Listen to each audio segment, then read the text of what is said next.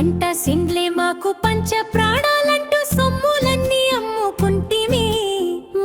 మొక్కకు రోజు చెమట సుక్కలు పోసి కంట